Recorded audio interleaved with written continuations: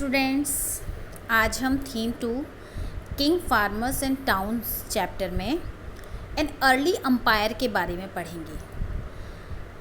Last lecture में हमने मगध के इमर्जेंस के बारे में पढ़ा था और मगध पर शासन करने वाले कई सारी डायनेस्टीज़ के विषय में भी जाना था। मगध पर शासन करने वाला एक इम्पॉर्टेंट पहला और एक बड़ा अंपायर सेटअप हुआ 321 BCE में, जो कि मौर्यन अंपायर था।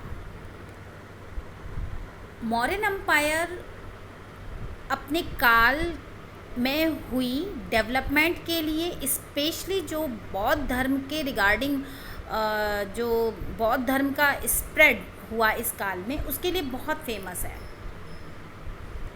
हालांकि इसका जो सबसे महान शासक था मौर्यन अंपायर का, अशोका, उसने बौद्ध धर्म को अपनाया था अपने जीवन के आखिरी दिनों में और उसके बाद उसने इस रिलीजन का व्यापक रूप से प्रचार प्रसार भी किया। तो आइए स्टार्ट करते हैं कि मौर्यन अंपायर कब से कब तक, कब इसकी स्थापना हुई और कैसे हम इसके बारे में इंफॉर्मेशन गैदर कर सकते हैं। The growth of Magadha culminated in the emergence of Mauryan umpire. Mauryan umpire Magadha की इमर्जेंस को एक यूनिक बनाता है। ये पहला बड़ा अंपायर था जो लगभग 150 ईयर्स तक चला। Chandragupta Maurya who founded the empire, he was the founded ruler of Mauryan empire, extended control as far northwest as Afghanistan and Balochistan, and his grandson Ashoka, arguably the most famous ruler of early India, conquered Kalinga. Mean to say, what was the extent of Mauryan empire? इसका विस्तार कितना था? North west में अफ़गानिस्तान और बलूचिस्तान वाला जो हिस्सा था वो भी मौर्यन अंपायर के हिस्से में था, और अगर हम ईस्ट में इसका विस्तार देखें तो उड़ीसा तक, यहाँ तक फैला हुआ था। Finding about Mauryan empire mean to say हम how can we know about the Mauryan empire. So as we all know that historians use a lot of resources for knowing the history of any particular dynasty or empire. So historians have used a variety of sources to reconstruct history of the Mauryan empire. These include the archaeological findings also and literary texts also. तो archaeological finds जो मिलती हैं हमें Mauryan empire की, वो हैं sculpture, उस समय की प्रस्तर मूर्तियाँ, और स्पेशली जो ये स्कल्पचर्स मिलती हैं ये बुद्ध, जब बौद्ध धर्म हीनयान और महायान दो ब्रांचेस में डिवाइड हो गया था 4th बौद्ध समिट के दौरान, उसके बाद से मिलती हैं हमको, उसकी उस टाइम पीरियड की मिलती हैं जब बुद्ध को एक मूर्ति के रूप में, एक भगवान के रूप में पूजा जाने लगा। आगे हम 4th चैप्टर में इस बारे में पढ़ेंगे कि कैसे बौद्ध धर्म जो है वो दो ब्रांचेस में डिवाइड हो गया, वहाँ पर हम इसको अच्छे से पढ़ेंगे। यहाँ पर हम केवल मौर्यन एम्पायर के एक सोर्स के रूप में, आर्कियोलॉजिकल फाइंड्स के रूप में स्कल्पचर्स को पढ़ते हैं। Also valuable are contemporary work such as the account of Megasthenes. We know that Megasthenes was a Greek ambassador and who came from Greek to the court of Chandragupta Maurya. Megasthenes जिसने कि अपनी famous book indica लिखी है।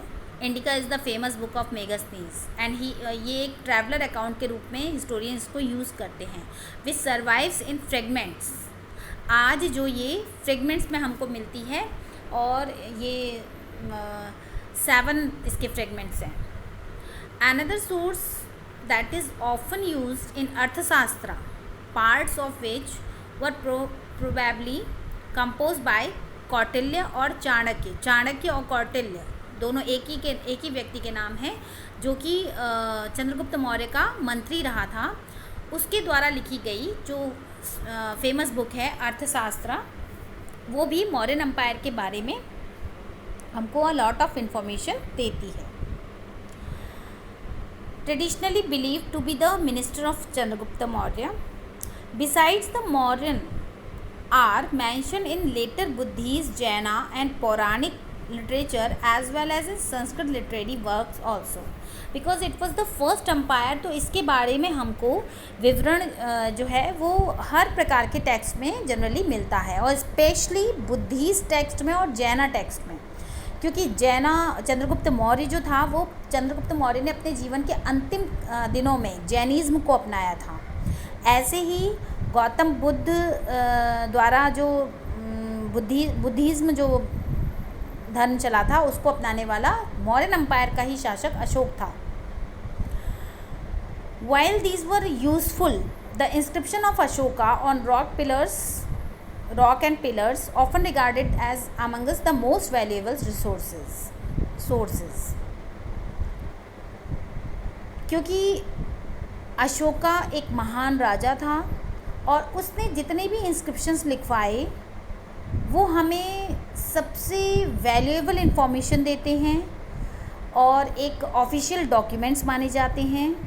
इसलिए जितने भी source हमारे पास Mauryan empire को जानने के हैं उन सभी में हम सबसे ज़्यादा जो इम्पोर्टेंस देते हैं वो देते हैं अशोका के इंस्क्रिप्शंस को. Ashoka was the first rulers who inscribed his message to his subject and officials on stone surface, natural rocks as well as polished pillars. उसका ये मानना था कि उसके दिए गए मैसेज को आम जनता भी पढ़ सके, देख सके, जान सके, इसलिए उसने बड़े बड़े रॉक्स पर भी अपने इंस्क्रिप्शंस को खुदवाया था. और इसके साथ ही पिलर्स इंस्क्रिप्शंस भी उसके बहुत सारे मिलते हैं. उसका भरहुत का जो पिलर इंस्क्रिप्शन है वो बहुत फेमस है. सांची अभिलेख बहुत इम्पॉर्टेंट है उसका रुमनदेई जो इंस्क्रिप्शन है वो बहुत इम्पॉर्टेंट है.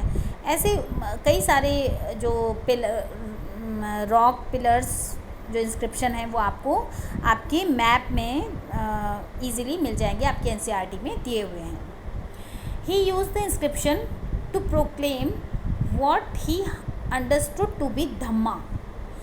जैसा उसने धम्मा मीन टू से धर्म को ही दूसरे शब्दों में धम्मा कहा गया है. तो जैसा उसने धम्मा को समझा था, जैसे उसने बौद्ध धर्म में जीवन के आचरण जीने के जो नियमों को जाना था, उसने वही संदेश, वही मैसेज अपनी जनता को इन इंस्क्रिप्शंस के ज़रिए देने का प्रयास किया है. This include respect. अब देखिए धम्मा क्या था. धम्मा में ये बातें प्रमुख रूप से बताई गई हैं. रिस्पेक्ट टुवर्ड्स एल्डर्स, अपने से बड़ों का सम्मान करना. Generosity towards brahmin and those who renounce the worldly life, mean to say saints. Brahmanas और सेंट के प्रति आदर सम्मान का भाव रखना. Treating slaves and servants kindly, अपने से छोटे तबके लोग जो जैसे कि दास होते थे या नौकर चाकर होते थे उनके लिए दयालुता का व्यवहार रखना. And respect for religions and traditions, अपनी कोई भी धर्म हो उसके प्रति और परंपराओं के प्रति सम्मान करना. ये बातें उसके अशोका के धम्म का हिस्सा हैं और वो जनता को सही आचरण, अहिंसा न करने पर, जैसा कि गौतम बुद्ध ने संदेश दिया है अपनी टीचिंग्स में, वही संदेश वो अपनी प्रजा को देना चाहता था. हम पढ़ रहे हैं मौर्यन एम्पायर के बारे में, तो हम ये भी जानेंगे कि कैसे उस समय मौर्यन एम्पायर का एडमिनिस्ट्रेशन चलता था. Administering the empire, there were 5 major political centres in the empire. हर बड़े एम्पायर के कुछ मेन हेड ऑफिसेस या हेड क्वार्टर्स या मेन प्रोविंस होते हैं. तो ऐसे ही इसके भी 5 पॉलिटिकल सेंटर्स थे जो इसके पूरे साम्राज्य के हर हिस्से को लुक आफ्टर करते थे. The capital Pataliputra and provincial centre of Taxila, Ujjaini, Tosali and Suvarnagiri. तो ये टोटल जो थे वो 5 पॉलिटिकल सेंटर थे मौर्यन एम्पायर में. all mentioned in Ashoka inscription. If we examine the content of these inscription, we find virtually the same message engraved everywhere, from the present-day northwest frontier province of Pakistan to Andhra Pradesh and Odisha in Uttarakhand in India. So historian इस पर सवाल उठाते हैं कि how can it possible that कि north west frontier से लेकर और हमको उड़ीसा आंध्र प्रदेश तक, जहाँ तक अशोका का साम्राज्य फैला हुआ था, सब में हमको एक ही प्रकार की हमको एक जैसे इंस्क्रिप्शन कैसे मिलते हैं. तो उनका क्वेश्चन ये उठता है कि could this vast empire have had uniform administrative system, but it is not. ये पूरी तरीके से हम इसको सच नहीं मान सकते, क्योंकि इतने वास्ट एम्पायर का, जो कि अफ़गानिस्तान और बलूचिस्तान से लेकर और गुजरात, आंध्र प्रदेश और ये उड़ीसा, आंध्र प्रदेश तक फैला हो, एक यूनिफॉर्मिटी का मिलना थोड़ा सा असंभव सा लगता है. लेकिन धम्म में कही गई बातें, जो अशोका की धम्म में जो जिन बातों का उसने जिक्र किया है, वो सभी एक धम्म का जो मैसेज था वो सभी इंस्क्रिप्शन में समान था, क्योंकि वो सारी ही बातें बौद्ध धर्म से रिलेटेड हैं और वो बौद्ध धर्म का प्रचार और प्रसार करता था. Historian have increasingly come to realize that it is unlikely the region included within the empire was just too diverse. So imagine the contrast between the hilly terrain of Afghanistan and the coast of Odisha. So it is not possible, क्योंकि हर जगह का administration, वहाँ की climatic condition, वहाँ के landform structure, population, economic resources को देखते हुए अलग अलग हो सकता है. लेकिन अगर धम्मा के इंस्क्रिप्शन, धम्मा से जुड़े हुए इंस्क्रिप्शन की बात की जाए, तो धम्मा का मैसेज हर इंस्क्रिप्शन में समान पाया जाता है.